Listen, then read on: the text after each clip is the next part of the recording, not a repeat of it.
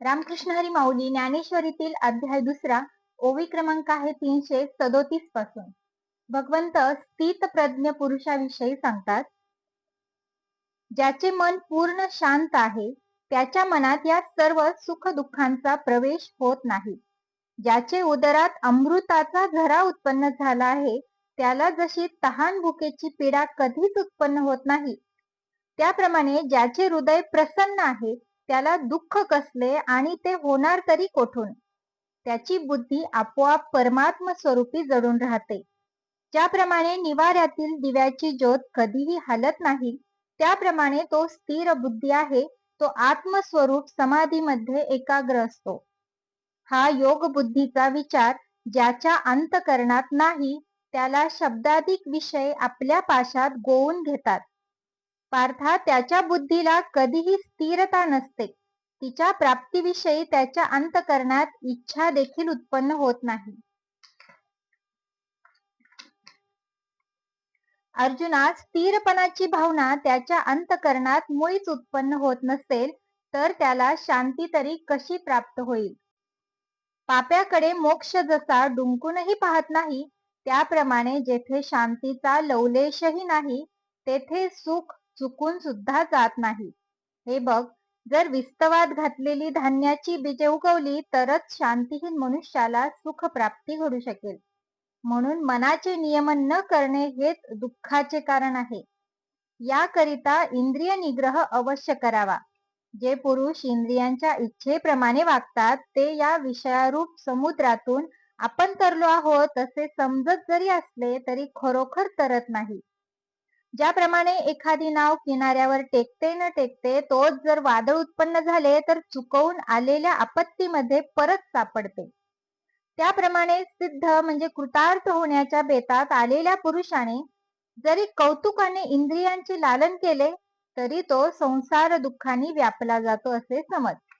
म्हणून धनंजया, आपली इंद्रिये स्वाधीन झाली म्हणजे मग यापेक्षा अधिक सार्थक ते काय आहे. पहा की ज्याप्रमाणे कासव आपले पसरलेले अवयव स्व इच्छेने स्वतःच आवरते, त्याप्रमाणे ज्याची इंद्रिय स्वाधीन असून तो म्हणेल त्याप्रमाणे वागतात त्यांचीच बुद्धी स्थिर झाली आहे असे समज. अर्जुना, आता ज्ञानास ओळखण्याची आणखी एक सूक्ष्म खूण आहे ती तुला सांगतो. सर्व प्राण्यात अज्ञात असलेल्या आत्मस्वरूपाविषयी ज्याला पूर्ण ज्ञान आहे आणि ज्या व्यावहारिक विषयाच्या प्राप्तीविषयी प्राणी मात्र जागे आहे त्या विषय सुखाचे ठिकाणी हा ज्ञानी निजलेला असतो. तोच अर्जुना उपाधी रहित स्थिर बुद्धी गंभीर आणि मुनींमध्ये म्हणजे मनन करणाऱ्यांमध्ये श्रेष्ठ आहे असे समज. पार्था, आणखी एका प्रकाराने तो स्थित प्रज्ञ मनुष्य ओळखता येतो. तो प्रकार कोणता तो ऐक. सागर जसा निरंतर शांत असतो तसा हा स्थित प्रज्ञ असतो. जरी पावसाळ्यात नद्यांचे प्रवाह तुडुंब भरून सागरात मिळतात तरी तो किंचितही वाढत नाही व आपली मर्यादा सोडत नाही. किंवा अर्जुना, उन्हाळ्यात सर्व नद्यांचे पाणी आटले तरी तो सागर ज्याप्रमाणे येत किंचित सुद्धा कमी होत नाही, त्याप्रमाणे रिद्धी सिद्धी प्राप्त झाल्याने तो पुरुष आनंदी होत नाही आणि प्राप्त न झाल्या तरी दुःखी होत नाही. पहा की सूर्याचे घरी दिव्याच्या ज्योतीचा प्रकाश केला तरच उजेड पडतो, किंवा तो न लावला तर तो अंधारात कोंडला जातो का. त्याप्रमाणे त्या पुरुषाच्या घरी रिद्धी सिद्धी आल्या काय आणि गेल्या काय त्यांची आठवण सुद्धा त्याला होत नाही, कारण त्याचे अंतकरण परम सुखात म्हणजे परमात्म सुखाचे ठिकाणी एकाग्र असते. जो आपल्या घराच्या सौंदर्यापुढे इंद्रभुवनाला सुद्धा तुच्छ मानतो त्याला भिल्लाच्या पालापासून कसे समाधान होणार. जो अमृताला देखील नावे ठेवतो तो जसा कांजी पीत नाही तसा आत्मानंदाचा अनुभव घेणारा पुरुष क्षुल्लक रिद्धी सिद्धीचा उपभोग घेत नाही. अर्जुना, काय चमत्कार आहे.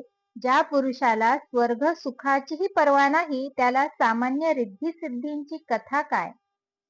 जे निष्काम पुरुष निस्सीम ब्रह्मस्थितीचा अनुभव घेतात ते अनायासेच परब्रह्मास आत्मस्वरूपास प्राप्त होतात. जे ज्ञान स्वरूपी मिळाले असता त्या स्थित प्रज्ञाच्या चित्ताला मृत्यूची व्याकुळता प्रतिबंध करू शकत नाही. संजय धृतराष्ट्रास म्हणतो, राजा, तीच ही स्थिती श्रीकृष्णांनी स्वतः अर्जुनास सांगितली. असे श्रीकृष्णांचे बोलणे ऐकल्यावर अर्जुन मनात म्हणाला की ही युक्ती आता आमच्या बरी पथ्यावर पडली, कारण येथे श्रीकृष्णाने सर्व कर्माचा निषेध केला आहे, तरी पण मी युद्ध करावे म्हणून सांगतात. याप्रमाणे श्रीकृष्णाचे भाषण ऐकून अर्जुन आपल्या मनात फार आनंदी झाला. आता तो शंका घेऊन पुढे गहन प्रश्न करी. तो प्रसंग फार सुरस असून सर्व धर्माचे उत्पत्ती स्थान अथवा अमर्याद विचार अमृताचा सागरच आहे. त्या संवादाचे निरूपण जगदीश्वर स्वतः करतील. ती गोष्ट निवृत्तीदास ज्ञानदेव महाराज सांगतील ते पाहू. अध्याय 3 मध्ये